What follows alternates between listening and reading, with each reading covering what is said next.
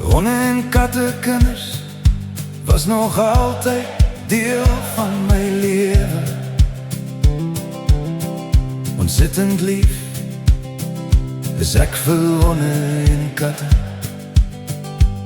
Nog altyd was ek 'n diere mama gewees. My laaste dierekind was 'n opregte worsonkie. Die worsie se naam was Dolfie. Dolfers of Sani het ek altyd vir Dolfie genoem. Spierwit so sneeuwvlokkies was aan die onderpunt van sy pootjies. Een blinde oogie het hy gehad.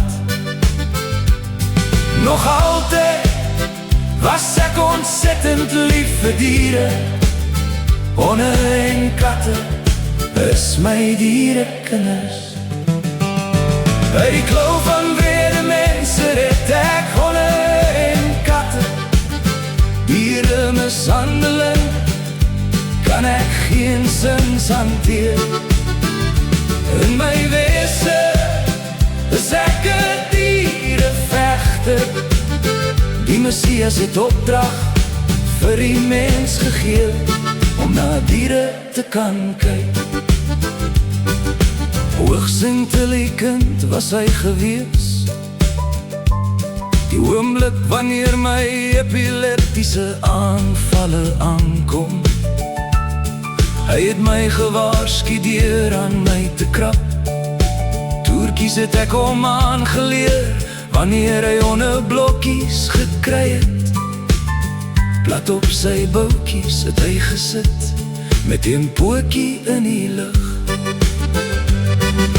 Regte stouter was hy gewees.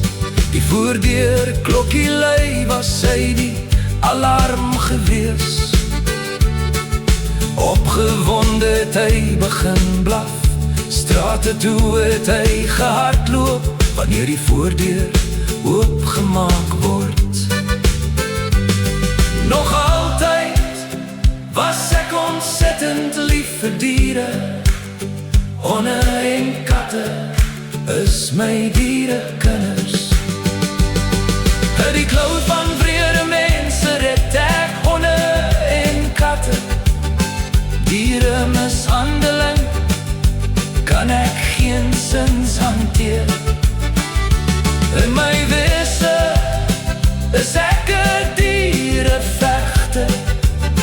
Die Messias het opdrag vir die mens gegee om na diere te kan kyk.